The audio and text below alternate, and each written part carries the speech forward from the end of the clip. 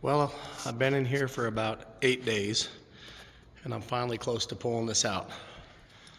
I am done with the buffing and ceramic coating. I'm done with polishing all the windows, which, by the way, Adam's glass polish is amazing. It was taking out all the acid marks from the years of neglect on these windows. So here's what I did. Obviously, ceramic coated the whole entire bus after tons of prep work. I went through and I recocked all the seams on my fender flares. This stuff looked horrible before. Redid that. I polished the wheels, obviously the upper clear coat. Now this top rail right here is missing because it's going to the paint booth tomorrow. My good buddy accidentally backed into my bus, which put a dent in there, and it cost him an awning. It damaged the Zip D awning. It was cheaper to buy a new one than it was to try to repair it. So got that done. Around the back side, if anybody knows a supplier, I want to replace this belt molding. Mine is cracking at the bottom, here. Polished out the whole backside.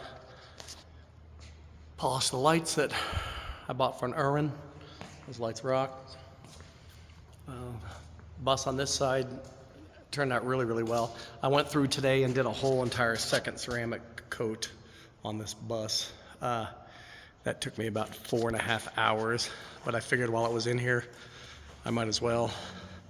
I've got the steps acting up on me again, so got to work on that.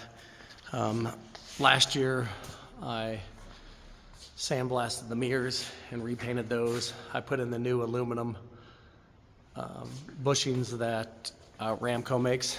They go on the inside here, so the mirrors stay steady now. At some point, my next project on this bus is going to be the, I'm going to repaint the front. I got a couple big chips on the main cap, but overall it still looks pretty good. Got to pull this bus out of here tomorrow. In order to get it out of the shop, I'm gonna have to remove the rear AC unit. I can make the first two, but the rear I cannot, even with the bus aired down.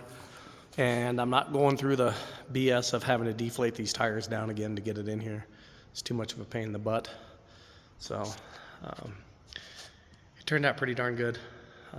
Was really happy with these seams with redoing them on the fenders. These just look terrible. So pretty happy. My next project is going to be adding lights all the way down. So I'm going to add at least one more, possibly two more, and I'll have them connected to the turn signals. So there'll be a two-way light for running lights and turn signals. So when I'm driving at night, I do most of my driving at night. A lot of people don't. I do. Oh, and I've got the emergency windows all urethaned in. They no longer open. They no longer leak. They no longer have the handles and the broken cables. They're in there for good. That was a big project yesterday, trying to get those in. That's about it. Got a lot done on this 8-day adventure. So court site's here in a couple weeks. I'm really hesitant to pull this out of the shop because I don't want to get it dirty, but they'll be all right. I'm gonna go back tomorrow morning. I'll ceramic coat these slats. I've got to just polish those out by hand and get those done. And then the big thing left to do, hey, if nobody's seen these are the new alignment machines for lane sensors and the new windshields and all the high technology. This is the new machine for that. Training on that tomorrow. That's a $40,000+ machine. The slats for the awnings, I've got to sand those with 400 and then polish them. I've got two different polishing kits that I use. I've got the Zephyr polish, and then I also have one by Renegade, I know I actually like the kit from Renegade better. I like their paths, air paths. So, got two. I tried them both. If I were going to buy one, I would recommend the Renegade one.